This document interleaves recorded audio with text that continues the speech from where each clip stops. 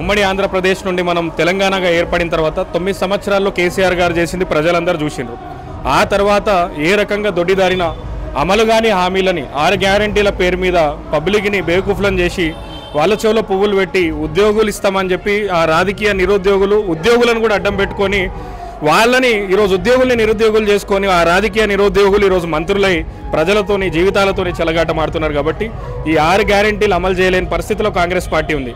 కాబట్టి హైడ్రా పేరు మీద చేసిన విధ్వంసమే కాకపోవచ్చు, తులం బంగారం ఇస్తామని చెప్పి ఏదైతే అబద్ధపు ప్రచారం చేసినారో, ఏదైతే కేసీఆర్ 2,000 రూపాయల పెన్షన్ ఇస్తే దాన్ని మేము 4,000 చేస్తామన్నారో, వికలాంగులకు వితంతువులకి 4,000 రూపాయలు కేసీఆర్ పెన్షన్ ఇస్తే దాన్ని 6,000 చేస్తామని చెప్పిండ్రు, రైతు బంధుని పెంచిస్తామని చెప్పిండ్రు.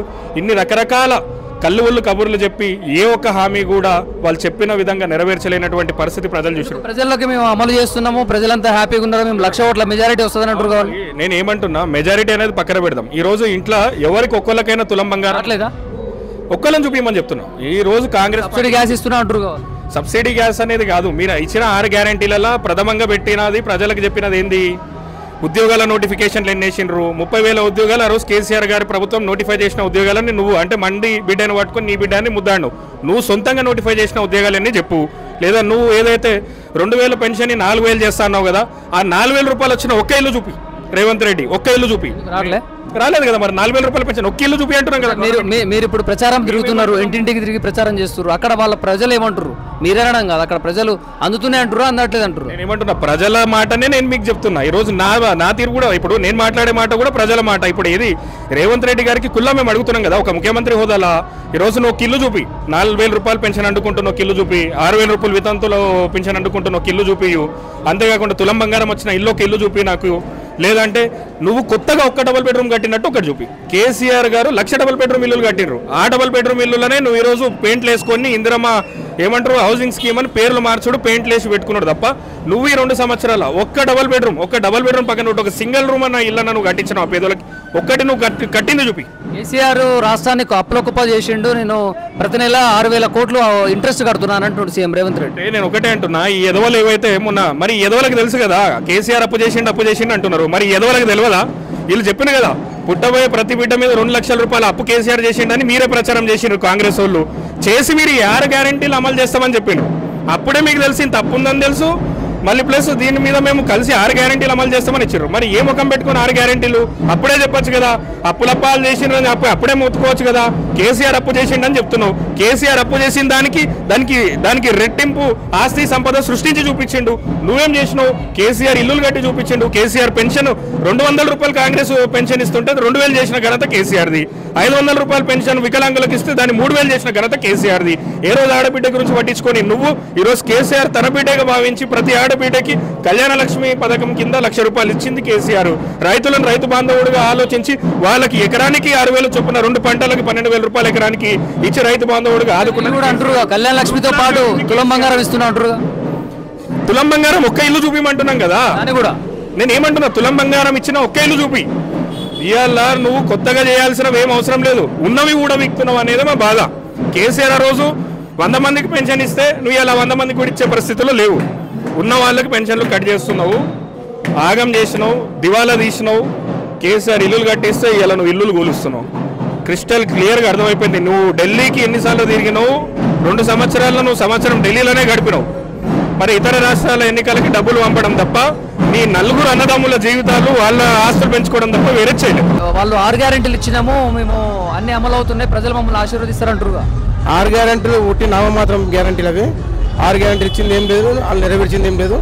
బీఆర్ఎస్ పార్టీలే ఇంతకుముందు కేసీఆర్ గవర్నమెంట్ మస్తు పనులు చేసింది. ఇప్పుడు కూడా మళ్ళీ బీఆర్ఎస్ పార్టీ వస్తున్నాయి. వీళ్ళు బస్సు పెట్టిరు, ఫ్రీ బస్సు పెట్టియడం వల్ల మహిళలు అందరూ ప్రయాణాలు చేస్తున్నారు, ఫంక్షన్లో పోతున్నట్టు. ఫ్రీ బస్సుల వల్ల ఏం లాభం లేదు సార్. ఫ్రీ బస్సుల వల్ల ఆటోలలో లాస్ అయ్యారు, ఆ ఆటోలలో నష్టపోయారు, వాళ్ళ జీవితాలు ఖరాబ్ అయినాయి. ఫ్రీ బస్సు వల్ల ఏం ఉపయోగం లేదు. ఆటోలు కూడా ఎలక్ట్రికల్ ఆటోలు ఇచ్చినామంటారు. ఎలక్ట్రిక్ ఆటోలు ఇప్పుడు స్టార్ట్ అవుతున్నాయి సార్, తెలియదుగా. అంటే ఆటో వాళ్ళు అంతకుముందు ఎంత సంపాదిస్తుంటే కేసీఆర్ పరిపాలన మంచిగా సంపాదిస్తారు వాళ్ళు.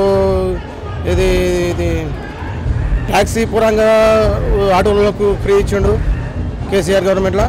ఇప్పుడు పబ్లిక్లో బాగుండ్రి, వాళ్ళు మంచి సంపాదనలో ఉండ్రి. ఇప్పుడు ఎవరు గెలుస్తారా? సునీత గెలుస్తాం పక్క. ఎవరికి వాళ్ళు మేము గెలుస్తామంటారు? బీజేపీ గెలుస్తుందా, బీఆర్ఎస్ గెలుస్తుందా, కాంగ్రెస్ పార్టీ గెలుస్తుందా? ఎవరు గెలుస్తారే? టీఆర్ఎస్ పార్టీ గెలుస్తుంది. టీఆర్ఎస్ పార్టీ గెలుస్తుంది. కాంగ్రెస్ వాళ్ళు ఏమో మేమే గెలుస్తాం, అధికారంలో మేమే ఉన్నాం అంటారుగా. చూసారు కదా పబ్లిక్ ఇప్పటిదాకా గెలిచిరా గెలవలేరు అనేది. ఇంతకుముందు కూడా ఛాయిస్ ఇస్తారు, ఛాయిస్ అని ఛాయిస్ ఇచ్చారు. ఛాయిస్ ఆ ఛాయిస్ ఇచ్చి చూసారు పబ్లిక్ అందరూ. ఏమైతే ఆయన తెలుసు పబ్లిక్ అంతా. ఇప్పుడు ఏం చేస్తలేడు ఆయన. ఇప్పుడు రేవంత్ రెడ్డి ఇచ్చిన హామీలు లేవు. హైదరాబాద్ పెట్టిండు.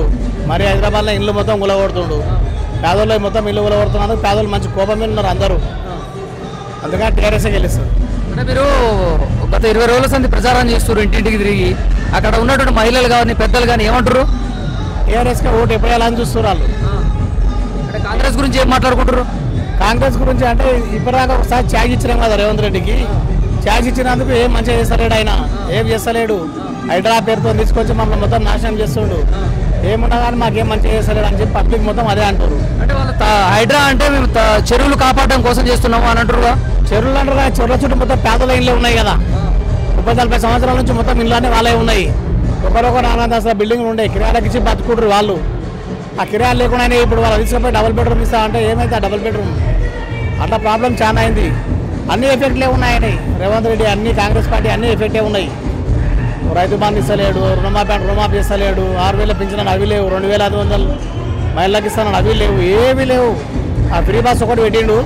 ఎవరైనా గుద్దుకోండి, ఎవరైనా చావుండి, ఎవరైనా ఏమైనా చేయండి అని చెప్పి ఫ్రీ బస్ ఒకటి పెట్టి అందరూ తిప్పుతున్నాడు. ఆడపిల్లలందరినీ పిల్లలకి పెంచుతున్నాడు, ఆడపిల్లకేమో తిప్పుతున్నాడు. ఇక అలాంటి గోపినాథ్ 3 సార్లు ఎమ్మెల్యే అయింది కదా, ఏం చేసాడు మంచి పని అంటే ఏం చెప్తాం?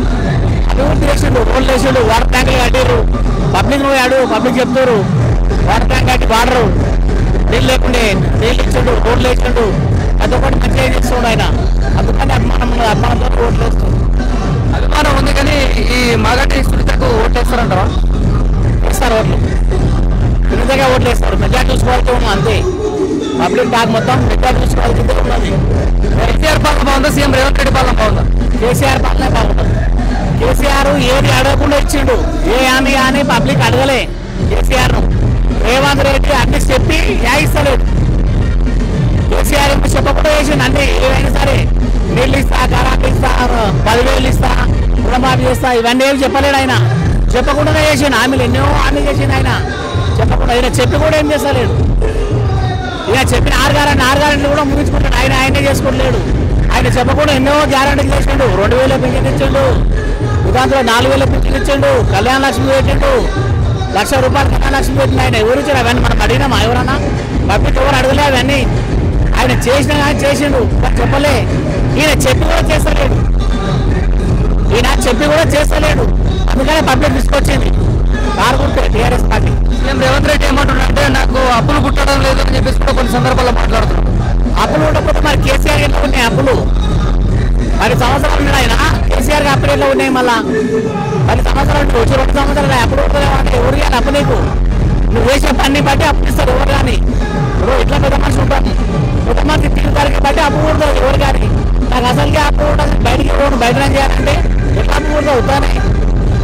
అది ఆయన మనకు ఏం చెప్తాను దానికి. అయితే కొన్ని సర్వే చేస్తే బీఆర్ఎస్ పార్టీకి ఎక్కువ శాతం చూపించినటువంటి పరిస్థితి. అయితే బీజేపీ పార్టీ ఏమంటుందంటే ఈ సర్వేలు మీరు నమ్మవు ఫేక్ అని అంటారు. ఏమంటారు? బీజేపీ వాళ్ళే గెలుస్తామంటారు. బీజేపీ సంబంధం లేదు. బీజేపీ లేదు. TRS party confirm. TRS party గెలుస్తుంది. ఎంత మెజారిటీ వస్తుంది? 30,000 మెజారిటీ రావచ్చు. ఎవరికి వాళ్ళు మేము గెలుస్తామంటారు. బీఆర్ఎస్ పార్టీ వాళ్ళు ప్రచారం చేస్తారు, బీజేపీ వాళ్ళు ప్రచారం చేస్తారు, కాంగ్రెస్ పార్టీ వాళ్ళు ప్రచారం చేస్తారు. ఎవరు గెలుస్తారని అంటే మీరు ఏం చెప్తారు? తప్పకుండా ప్రజలకు ఎవరు మేలు చేస్తారో ప్రజలు వాళ్ళనే ఆశీర్వదిస్తారు.